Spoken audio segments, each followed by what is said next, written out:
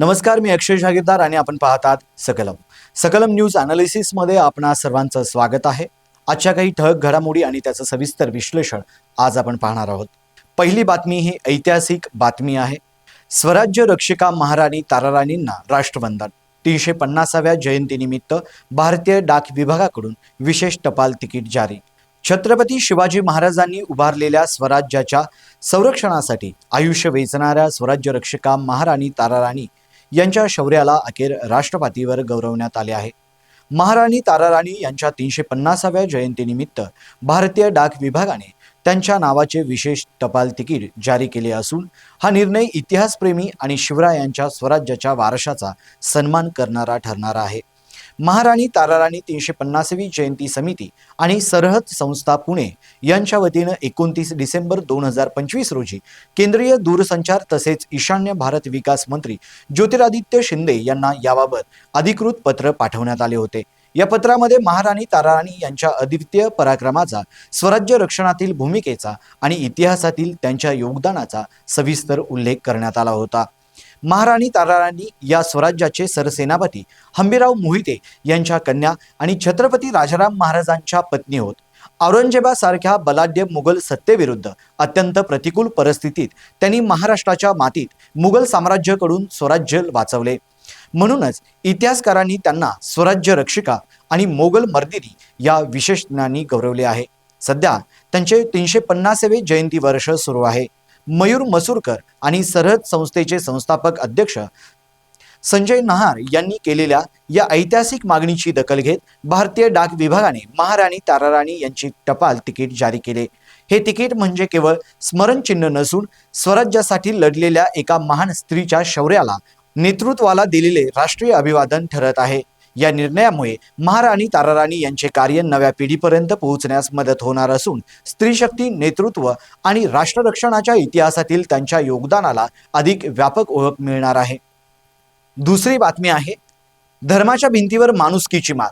हिंदू कुटुंबाच्या घरातून मुस्लिम ज्येष्ठाच्या अंत्ययात्रा। यावलचा समाज सलोख्याचा दीपस्तंभ। धर्म, जात आणि ओळखीच्या भिंती अधिक उंचावत चाललेल्या काळात जळगाव जिल्ह्यातील यावल शहरातून माणुसकीची अत्यंत भावनिक आणि आश्वासक संदेश समोर आला आहे। देवरे सोनार या हिंदू कुटुंबात तब्बल 60 वर्ष सेवा देणाऱ्या कासमपूर खान उर्फ खान बाबा यांच्या निधनानंतर त्यांची अंत्ययात्रा थेट याच कुटुंबाच्या घरातून निघाली आणि संपूर्ण परिसर भारावून गेला। खान बाबा केवळ कर्मचारी नव्हते तर 2 पिढ्यांपर्यंत देवरे सोनार कुटुंबाचा अविभाज्य घटक बनले होते। उतार वयात काम थांबल्यानंतरही त्यांना कधी परके मानले गेले नाही।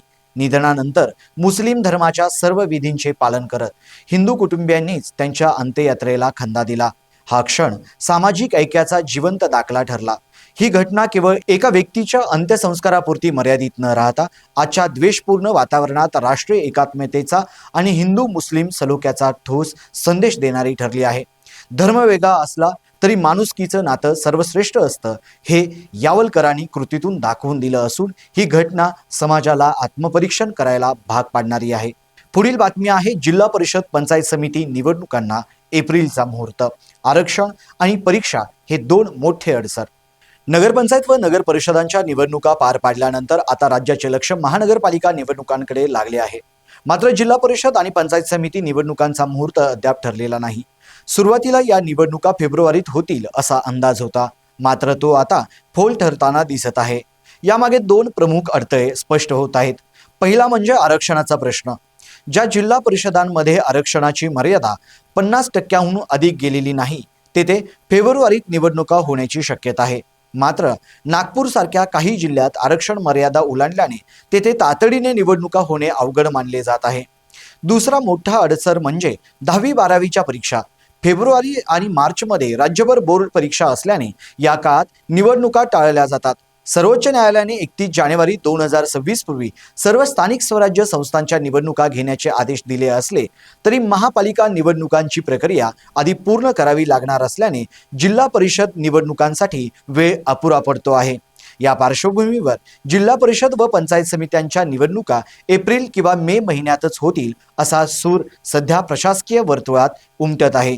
त्यामुळे ग्रामीण भागातील राजकीय रणधुमाळीला आणखी काही काळ वाट पाहावी लागणार आहे। हे स्पष्ट होत आहे। पुढील बातमी आहे, दाम दुप्पटच्या आमिषाने वृद्धाची 1,10,00,000ची फसवणूक। कोल्हापुरातील दोघांना मुंबई सायबर पोलिसांकडून अटक। शेअर मार्केटमध्ये गुंतवणुकीतून दाम दुप्पट परतावा देण्याच्या बहाण्याने मुंबईतील पवई परिसरात राहणाऱ्या वृद्धाची तब्बल 1,10,00,000 रुपयांची आर्थिक फसवणूक झाल्याचा धक्कादायक प्रकार उघडकीस आला आहे। या प्रकरणी मुंबई क्राईम ब्रँचच्या पश्चिम विभाग सायबर पोलीस पथकाने कोल्हापुरातील बापट कॅम्प आणि पन्हाळा परिसरातील 2 संशयितांना अटक केली आहे। चेतन मुकुंद पाडळकर आणि दस्तगीर शामशुद्दीन काझी अशी अटक करण्यात आलेल्या आरोपींची नावे आहेत। आरोपींनी विमल कुमार गोयंका या वृद्धाला एका व्हॉट्सअप गुंतवणूक ग्रुपमध्ये सामील करून घेतले। त्या माध्यमातून विश्वास संपादन करत शेअर बाजारात पैसे गुंतवल्यास तिप्पट मोबदला मिळेल असे आमिष दाखवण्यात आले। त्यानंतर वेळोवेळी ऑनलाईन व्यवहार करत वृद्धाकडून तब्बल 1,10,00,000 रुपये उकळण्यात आले।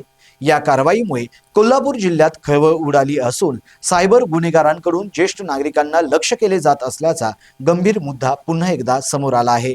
विमान वाहतूक सेवेच्या अनुषंगाने पुढील बातमी आहे, कोल्हापूर तिरुपती विमानसेवा पुन्हा सुरू। मार्च अखेरीस दररोज उड्डाण, प्रवाशांना मोठा दिलासा। कोल्हापूरकरांसाठी दिलासादायक बातमी असून कोल्हापूर ते तिरुपती ही विमानसेवा पुन्हा एकदा सुरू होणार आहे। येत्या मार्च अखेरपासून या मार्गावर दररोज विमानसेवा उपलब्ध होणार असल्याची माहिती समोर आली आहे। यासोबतच कोल्हापूर हैदराबाद मार्गावर आणखी एक अतिरिक्त विमानसेवाही सुरू करण्यात येणार आहे। या बदलानंतर कोल्हापूर हैदराबाद मार्गावर रविवार, सोमवार आणि बुधवार या दिवशी दिवसभरात 3 फ्लाइट्स तर उर्वरित 4 दिवस 2 फ्लाइट्स उपलब्ध राहणार आहेत। कोल्हापूर विमानतळाची कनेक्टिव्हिटी वाढवावी अशी मागणी सातत्याने होत होती। कोल्हापूर हे औद्योगिक केंद्र असून 3.5 शक्तिपीठांपैकी एक असलेल्या श्री अंबाबाई मंदिरामुळे भाविकांची मोठी गर्दी येथे असते। व्यवसाय, पर्यटन आणि धार्मिक कारणांसाठी प्रवास करणाऱ्यांसाठी ही विमानसेवा अत्यंत महत्त्वाची आहे। काही काळ विस्कळीत झालेली कोल्हापूर तिरुपती सेवा पुन्हा सुरू होत असल्याने भाविक आणि व्यापारी वर्गातून समाधान व्यक्त केले जात आहे। या होत्या आजच्या ठळक घडामोडी आणि त्याचं सविस्तर विश्लेषण। पाहत राहा सकलम न्यूज ॲनालिसिस। धन्यवाद।